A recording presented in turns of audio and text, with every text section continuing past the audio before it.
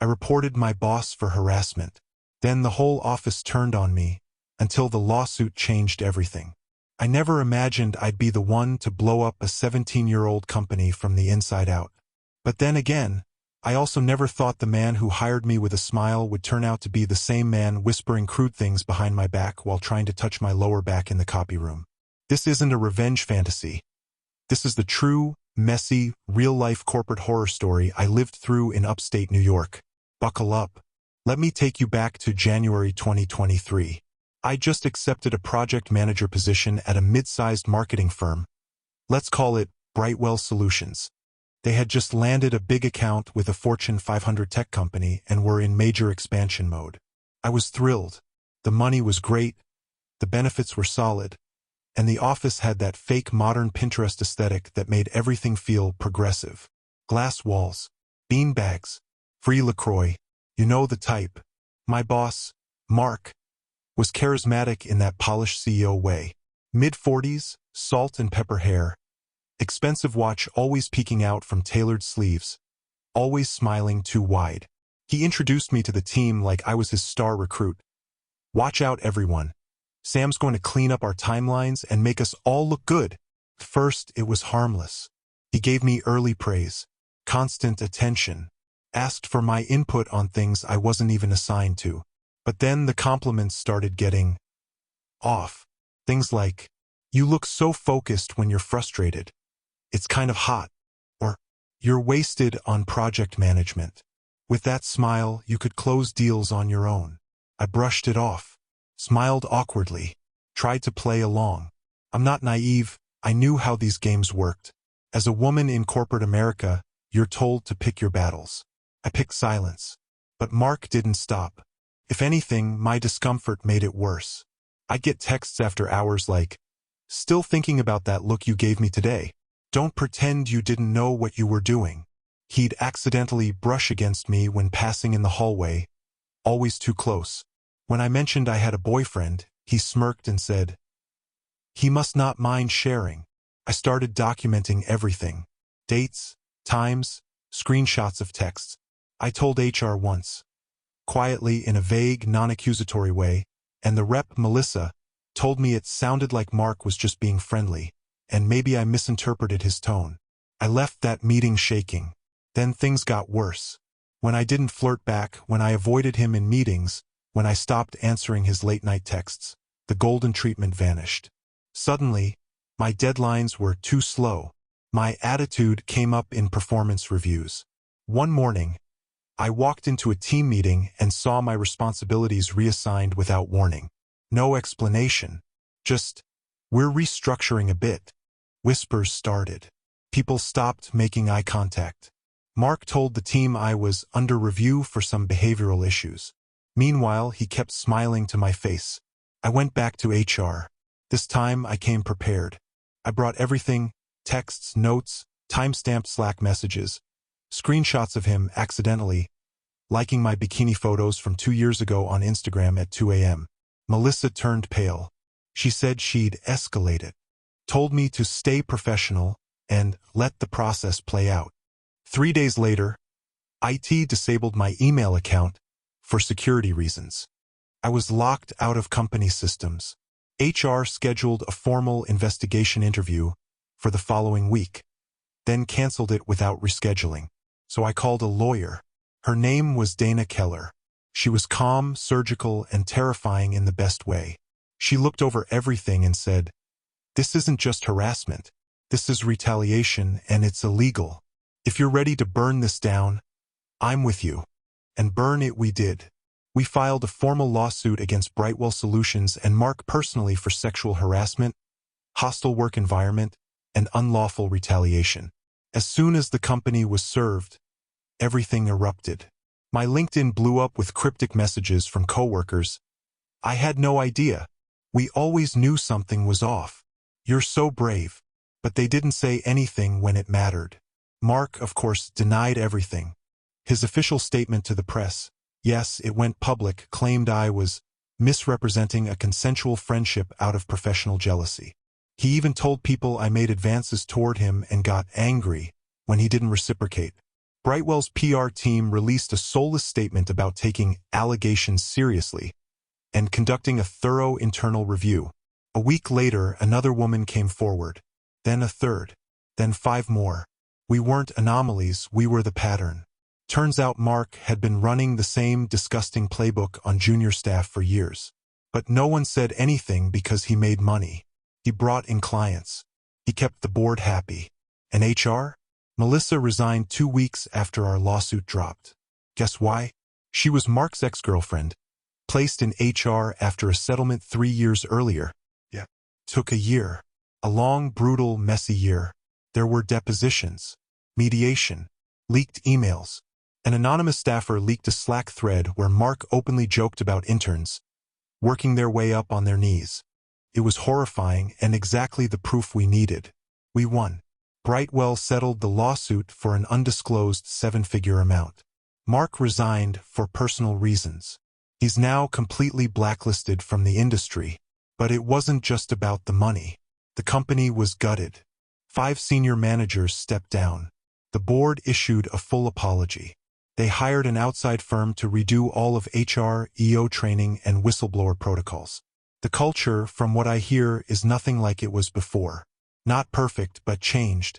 As for me, I moved to Boston. Started over. I consult for companies now, helping them build real, functional HR departments that protect people, not predators. I speak at universities about workplace boundaries and reporting misconduct. I even had coffee recently with one of the women who joined the lawsuit. She's thriving too. You never think it'll happen to you. You always think, that's someone else's story. But when it does, when it's your dignity being peeled away one harmless comment at a time, you learn real fast what you're made of. I thought speaking out would ruin me, but in the end, it saved me. And if you're reading this wondering if you should report, if you should speak up, let me be clear, yes, you should. Even if it feels like no one's listening. Even if your whole office turns against you. Even if it means losing everything. Because you might just take down the monster everyone else was too scared to face. Update 1. The whistleblower inside and the anonymous folder that blew everything open. I wasn't planning to post an update this soon. Honestly, I thought the dust would settle after the settlement. But if there's one thing corporate corruption has taught me, it's that the rot always runs deeper than you think. Yesterday, I got an encrypted email. No sender name, just the subject. You were right about everything. I have more. Inside was a link to a secure folder. My first instinct? Spam. A trap. A curiosity one, and I ran it through 3 malware checks before opening. What I found floored me. Inside were over 300 documents, screenshots, Slack logs, internal HR reports, emails between Mark and executives. Some of them dated back 5 years. Anonymous Employee X, as they signed themselves, had apparently been collecting dirt for a while, but didn't know who to trust. My lawsuit gave them a direction. They took a risk sending this. A massive one. There were things in there I didn't know, and I thought I knew everything. Like, to Mark approved bonuses for male team leads who kept quiet about his behavior with the girls. There was a memo from 2019 where an intern had filed a harassment complaint. HR buried it under the label interpersonal miscommunication, and that in turn was mysteriously let go 2 weeks later. A one email exchange showed a board member writing, "Mark's a dick, but he delivers numbers. Tell her to take the compliment and focus on the damn quarterly goals." The her was a marketing associate who had apparently spoken up, and then vanished from the company org chart without any announcement. But the worst part? Brightwell was already being quietly investigated by the EOC back in 2022. They just didn't disclose it publicly, even to their own employees. And when my lawsuit dropped, they intentionally misled reporters by saying no previous complaints had been filed. They lied. Straight up lied. I sent everything to my attorney, Dana. She's now preparing a formal ethics violation filing not just against the company, but individual board members and senior execs. There's talk of turning it over to federal investigators. And now that we have this new material, more women are speaking up. Women who were afraid, silenced, or gaslit into believing it was just them. One of them, let's call her Tina, reached out to me last night. She left Brightwell in 2021 after reporting a senior manager who locked her in a break room during a joke gone too far. She said HR made her sign an NDA in exchange for severance and therapy reimbursements. The NDA? It violated state law. She didn't know that until we spoke. Tina's coming forward now, and she's not the only one. There's momentum building. Real momentum. What started as a single lawsuit might turn into a class action. Dana says this could become a landmark case if enough women join. Brightwell might not survive it. They've already lost 3 major clients since my story went public, and sources say a 4th is reevaluating their contract. And get this, Mark? He's trying to rebrand. He created a new LLC under a different name in Florida, registered it as a consultancy agency. He's trying to quietly worm his way back into the industry, but we've already submitted documentation linking him to the new firm. The moment he tries to hire or sign a client, we'll make it public. He's not hiding from this. I'm sharing all this not just because it's cathartic, but because people keep demanding me asking, is it worth it? Is blowing the whistle worth ruining your career? Let me say this again. Yes. Because when you speak up, you stop the next person from being crushed. And when people join you, you become something no predator in a suit ever expects. A movement they can't bury under NDAs and fake smiles. This isn't over. Not by a long shot. More coming soon. Update 2. The CEO stepped down and the board's house of cards is collapsing. I honestly thought the anonymous leak would be the peak of this insanity. I didn't expect the next domino to fall quite so fast, or quite so dramatically. But here we are. I woke up yesterday morning to 23 missed calls. For reporters outside my apartment building, yes, they found me. And a very interesting headline on the homepage of Business Insider. Brightwell CEO resigns amid widening harassment scandal. Internal board emails leaked. Yep, you read that right. The CEO, not just Mark, but the actual top dog, stepped down. Voluntarily, they said. But we all know what that means when it's sandwiched between 2 paragraphs of no wrongdoing admitted. But the story behind the scenes? It's so much worse than what the article printed. Through more leaked documents, yes, our anonymous insider is still active. We've learned that the CEO, Robert Lansing, was fully aware of Mark's behavior. Not only that, he actively covered up multiple incidents going back to 2018.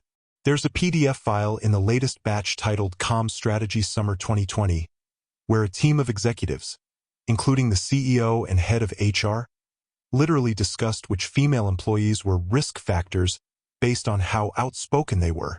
I was on that list. So were 3 of the other women now part of the joint lawsuit. Even worse, a buried line in an internal legal memo says, if Sam goes public, recommend immediate termination of access, shift narrative to difficult employee, align with prior PIP strategy. Let that sink in. They planned to sabotage my reputation before I ever filed. This isn't negligence anymore. This is a coordinated corporate cover-up. Dana, my lawyer, is now working with attorneys for the other plaintiffs to bring criminal charges for conspiracy to obstruct an investigation. It's going to get ugly fast. But the cherry on top, a junior board member, let's call her Elena, resigned late last night and released her own public statement. She said, and I quote, I was told to keep quiet or risk being labeled disloyal. But what's disloyal is protecting predators while victims are shamed. I'm cooperating with authorities and I encourage other board members to do the same before it's too late. Holy shit, there's chaos inside Brightwell. Multiple staff have quit in protest. An internal audit has begun.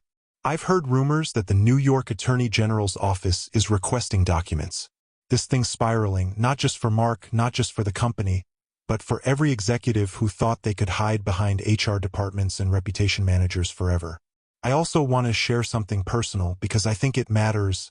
Earlier this week, I ran into one of my former coworkers at a coffee shop, someone who had iced me out back when things started. She looked nervous, came up and said, I'm sorry. I believed him. We all did. You were right. I didn't know what to say at first. I wanted to scream, cry, hug her, ask why she didn't back me up when I needed it most. But all I said was, now you know. help fix it. Because this isn't about me anymore. It's about the system that let this happen. The culture of silence, fear, fake progressivism wrapped in ping-pong tables, and inclusive mission statements while women get ground down behind closed doors. This update isn't a happy ending. It's just the next chapter. But for the first time since this all began, the powerful are scared, not the victims. And that's how real change begins. More to come. Trust me, the best or worst is yet to come. Final update. The lawsuit that shook an industry and the day I took the stand. I never thought I'd be the kind of person whose life would be divided into two parts, before and after. Before the lawsuit, I was just another project manager trying to do my job. After, I became the woman who brought down one of the most toxic companies in the industry. And now, after months of silence, sealed courtrooms, whispered apologies, and very loud consequences, this is my final update. Let's start with the part everyone's been asking about. The courtroom. Yes, we went to trial. Brightwell tried to stall, settle, and stonewall. But once we uncovered the second wave of whistleblower documents and confirmed the CEO's role in the cover-up, the judge ruled there was overwhelming cause to proceed publicly. The courtroom was packed. Journalists, former employees, legal watchdogs, even a few people from rival companies just watching. You could feel the tension like a storm cloud. I testified for 6 hours. I read Mark's texts out loud. I walked the jury through the way my job was gutted piece by piece after I refused his advances. I described HR meetings where I was told to smile more and not take things so seriously. And then I showed them the risk report that had my name highlighted in red. When I said the line, I wasn't a risk. I was a human being who said no. The courtroom went quiet. Mark pled the fifth. Twice. The CEO, Robert Lansing, tried to deny knowledge, until we presented an email with his signature saying, "Take care of it." Quietly. The look on his face when that was entered into evidence? I'll never forget it. His mask cracked for the first time. In the end, the jury didn't need long. We won. Every single count. The court awarded us $11.2 million in damages, split between myself and the other plaintiffs. But even more than the money, which, yes, helps rebuild a life, the judge ordered Brightwell to undergo federal oversight for 5 years, replace the entire executive board, and publicly acknowledge wrongdoing in a signed letter read aloud in court. That letter? It included a full apology to me, by name. But the real victory? Brightwell is no more. One of the plaintiffs, a brilliant former analyst named Cassie, bought the company's remaining IP at auction, partnered with an ethical investor, and is relaunching it under a new name, Northwell Strategies. Same office, same clients, new leadership, new ethics, new beginning. As for Mark, he's finished. His name is blacklisted across the industry. He tried to quietly pitch himself as a culture consultant on LinkedIn a month ago. Within 24 hours, the post had over 5,000 comments calling him out. He deleted his profile the next day. And me? I turned my pain into purpose. I've joined a national workplace ethics nonprofit as their lead corporate reform strategist. I travel. I speak. I help companies build systems that actually protect people. I get messages every week from people who say, "Your story gave me the courage to speak up." That's why I'm writing this last update. Not for the victory lap, but for you, the person who's scared, isolated, wondering if you're imagining things, wondering if it's worth it to say something. Let me tell you, you are not alone. You are not too sensitive. You are not a threat. They are. I lost friends, sleep, income, and years of peace in this fight. But I gained something bigger: truth, justice, a voice I never thought I had, and the knowledge that I helped break a cycle that had hurt women for over a decade. This isn't just my ending. It's a new beginning. For all of us who've been told to shut up, stay pretty, and smile through it. Not anymore. We're done being quiet. Thank you for stepping into another tale with me. Every story unlocks a different world, and I'm glad you were here for the journey. If you enjoyed the story, don't forget to like, share, and subscribe to my stories Unchained. where every ending is just the beginning of another adventure. Until next time, keep your mind open and your heart ready for the next story, Unchained.